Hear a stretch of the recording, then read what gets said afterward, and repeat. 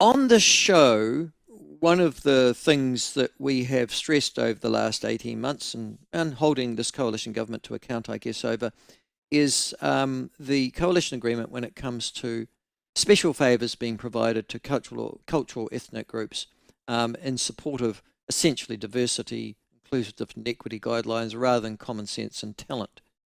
And when we did a review of how government departments in particular were helping to perpetuate often specious interpretations of the Treaty of Waitangi and allowing it to influence their daily decisions. One of those that was pretty much the top of that list actually was Pharmac, who had even got to the point where they decided to create a fourth principle of the Treaty of Waitangi, publish such. And it languished, I don't know if it languishes still, probably worth going and have a look at their website, and it languished so much there and took wing command even, that it was meant to influence their daily decisions. I kid you not. Daily decisions were meant to be influenced by, and it was interpreted by a group. They got a special group up to interpret the Treaty of Waitangi, and then it was meant to influence the daily decision making of Pharmac, producing or providing life-saving medicines for all New Zealanders. Weirdness of a completely, totally delusional order, but there you go. Well, a Pharmac proposal to disestablish now its specialist Maori advisory team is being labelled as an abandonment of Pharmac's commitment to Maori health, the Public Service Association says. It was announced to staff on Monday. It would actually see the loss of just 3 roles, but there you go, including those responsible for supporting an anti-racism research program, good God, that Pharmac were apparently financing. And Pharmac Acting Chief Executive Brendan Boyle said the agency was working through an internal process to look at Maori engagement, but that isn't going to be it. The PSA say that the proposal is a result of the government's letter of expectations to Pharmac, instructing it to stop embedding Te Tiriti into its funding decisions, and quote unquote, this is an abandonment of Pharmac's commitment to the health of the Maori and another breach of Te Tiriti o Waitangi. The Associate Minister of Health and the Minister in charge of Pharmac, David Seymour, joins us now. David, thank you so much for joining us. I hope you're having a bit of a break over the holiday recess, are you? Well, I wish I did a little bit of fishing over Easter, which got a bit of attention. But besides that, no, we're hard at it. Parliament's not sitting, but the government carries on. Yeah, that's right. I guess you've always got cabinet meetings on a Monday too, haven't you? What did you catch? Yeah. Just quietly? A few snapper. Oh, I good on caught you. one undersized snapper 14 times. I'm sure it was the same one. But we threw it Really? back, obviously.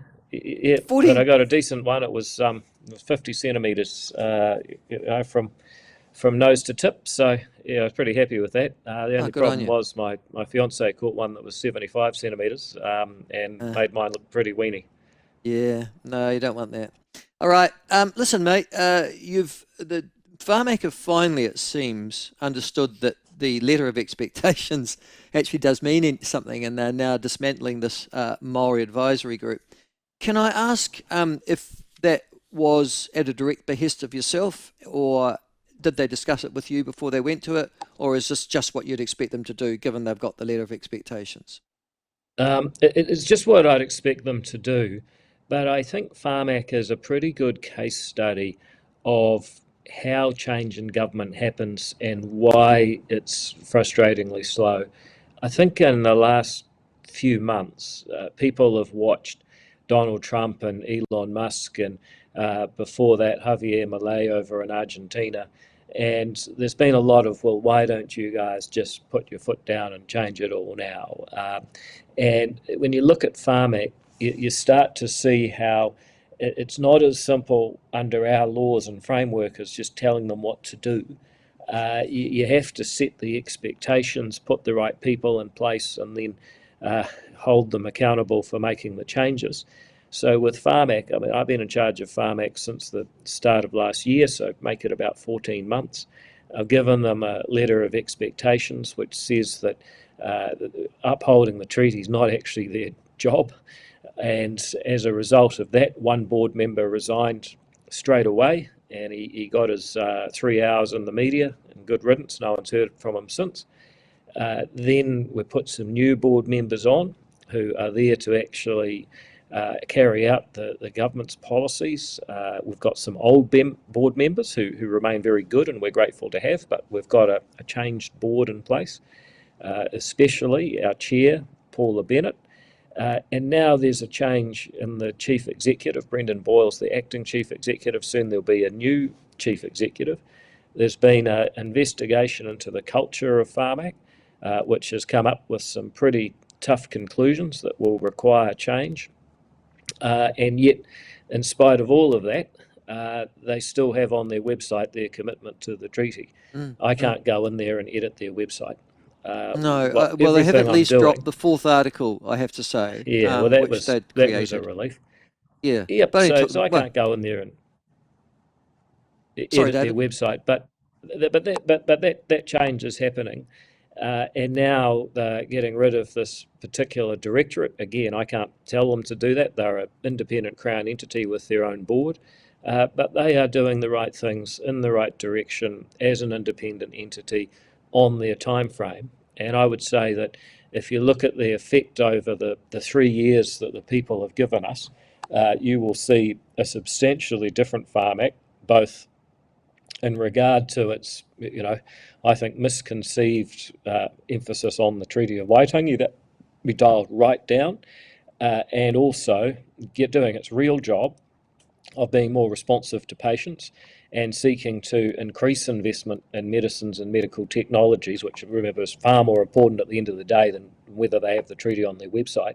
And I think it'll be a really good case study of taking an agency and really turning it around and changing it. But all of this is step by step. One of the latest things that I've been alerted to is that the Pai Ora legislation, or the Health New Zealand Act that Labor passed in 2022 or 2021, I think, it actually requires all entities in healthcare, including Pharmac, to comply with the treaty principles, Section 6 and Section 7.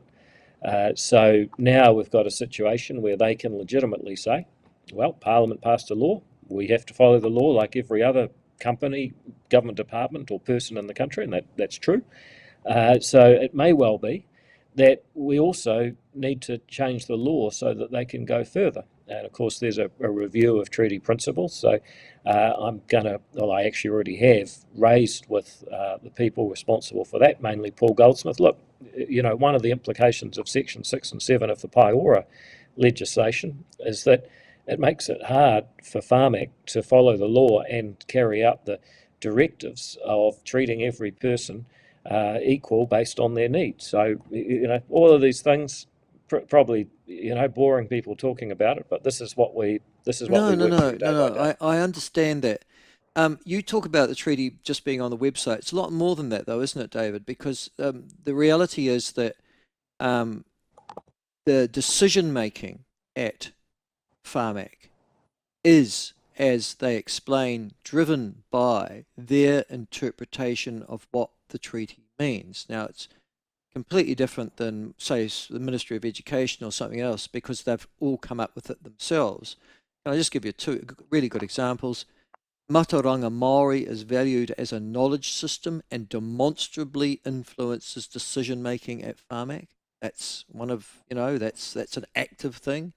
And another is that we take active steps to develop critical consciousness through reflection and ongoing examination of our beliefs and audits of practice to recognise and address racism and bias. We use critical Tiriti analysis routinely across our work to build our capability and ensure that Te Tiriti is upheld. Listen, I've just chosen two out of about 22 bullet points showing how the treaty and its interpretation by Pharmac influences its daily decision making. Now, that can't be what you wanted 18 months into your government. No, but as I say, this is an example of what we're dealing with here. That's how they are thinking now. That's why we're changing out the board, changing out the expectations, changing out the senior leadership team, potentially changing the law in order that they don't feel they have to do this to follow the law. And then you see change. I think also in fairness, while that may say that on their website, when it comes to assessing the really critical thing, do we fund this drug or not?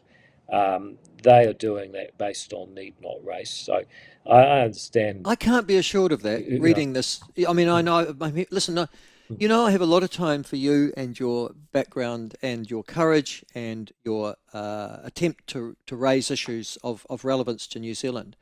But I can't be assured of that the the the the, the bullet points that are on and are proudly displayed by Pharmac as I talk to you today aren't governing them. Mm, Can I give you another one?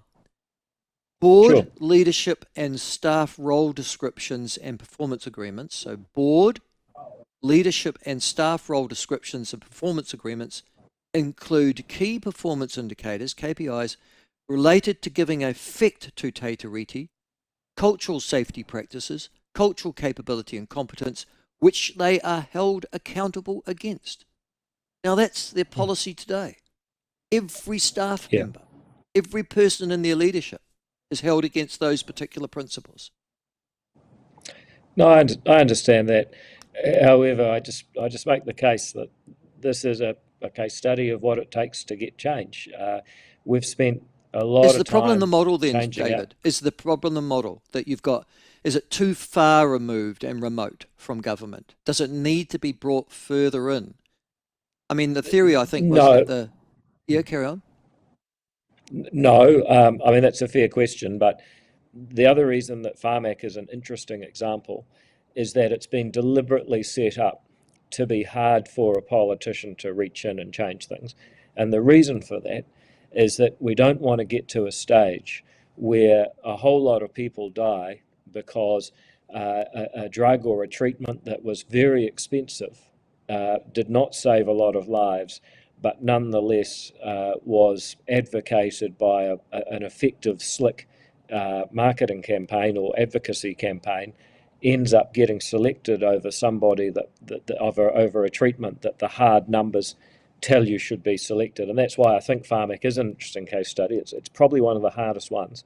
And I refuse to interfere in Pharmac's decision making because its independence is actually one of the better policies that New Zealand has. And so, everything you say is right. There are still things that I disagree with. However, I would say that the progress we're making, changing the letter of expectations, changing the board, changing the management, changing the law if necessary, all of which you take it over a 3-year period. I think we're going to radically and seriously turn this thing around. And I think we're at a pretty good space so far. Okay. You've mentioned the review of treaty principles. I think that was in the coalition agreement between New Zealand First and National. And it's the next step in this journey, in actual fact, because now that the treaty principles bill has been put to one side. How far you've just talked about the fact you've made submissions on that particular issue. How far away are we likely before that review comes back for all of your cabinet and ministerial decision making?